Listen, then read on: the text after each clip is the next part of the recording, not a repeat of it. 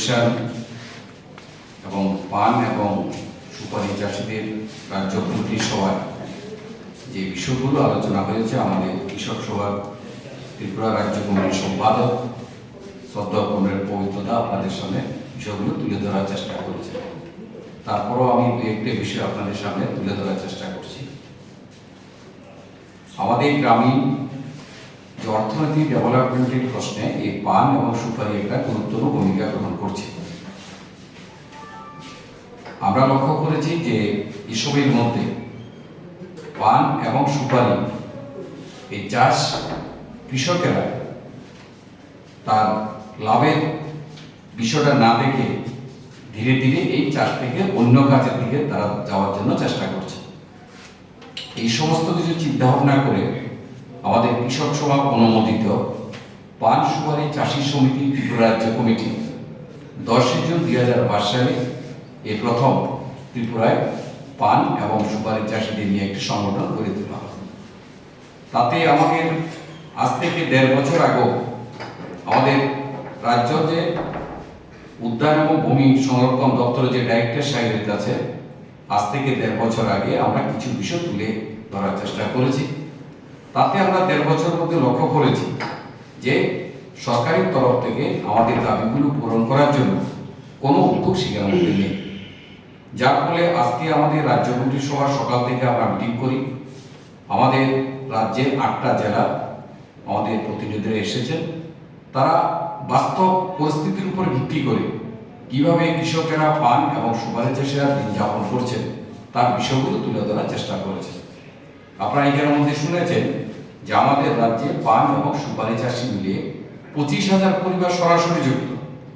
তার সাথে ছন, বাস, বিশেষ করে শ্রমিক, লক্ষ লক্ষ মানুষ এই পান এবং সুপারি চাষকে ভিত্তি করে তার জীবিকা প্রতিপালন করছে।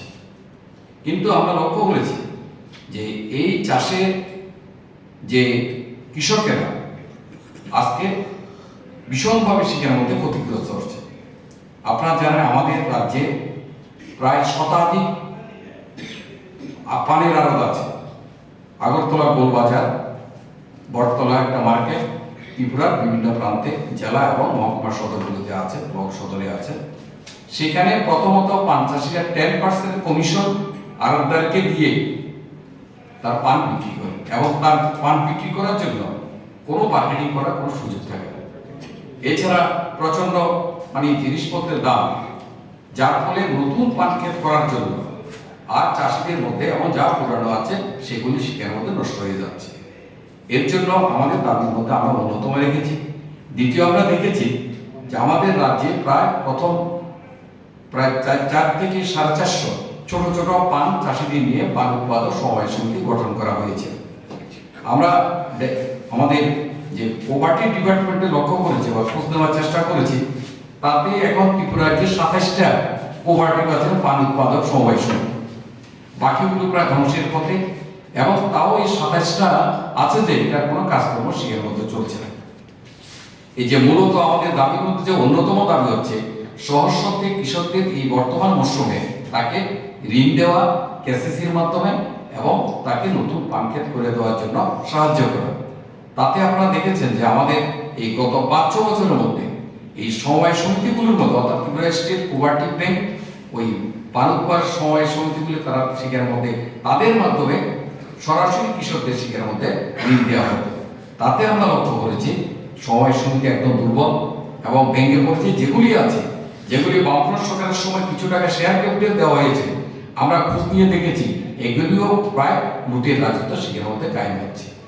একটি টাকা ঋণের জন্য কোনো সুযোগ নেই, সরকারের কোনো সাহায্য নেই।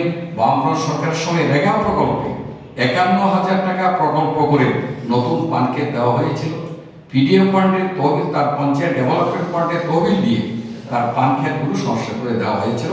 গত 6 বছরে আমরা সেখানের মধ্যে 1টি টাকা সাহায্য হয়েছে বলে আমাদের রাজ্য কমিটির মেম্বার বা কৃষকদের সঙ্গে কথা বলে তাতে আমরা সেখানের মধ্যে দেখি।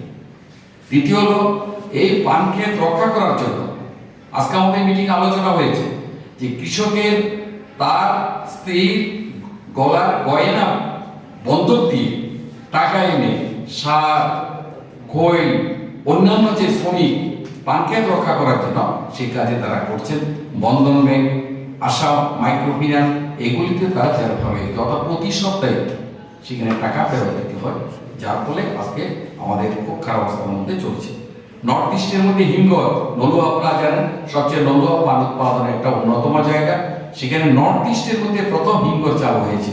আজকে হিমঘরে কেউ যায় না, বন জঙ্গল অবস্থা সেখানের মধ্যে পড়ে রয়েছে। তাছাড়া আপনারা দেখতেছেন যে ইতিমধ্যে আমরা দেখেছি আমাদের চাষিরা যা বলেছেন, বিভিন্ন সময় পানের উপর চাষিদের জুলুম হয় এবং গত 6 বছরে নানা কারণে বিশেষ করে যারা বামপন্থী কৃষক পান চাষি তাদের উপর নানাভাবে সেখানের মধ্যে জাল চালার জরুরি ছিল, পানকে ভেঙে দেওয়া হয়েছিল। এই ধরনের অসংখ্য ঘটনা সেখানের মধ্যে সংঘটিত হয়েছে। এই বিষয়গুলো নিয়ে আমরা আমাদের ডাইরেক্টর সাহেবের কাছে আমরা বিষয়টা তুলে ধরার সেখানে চেষ্টা করেছি। দ্বিতীয় হলো সুপারি চাষি।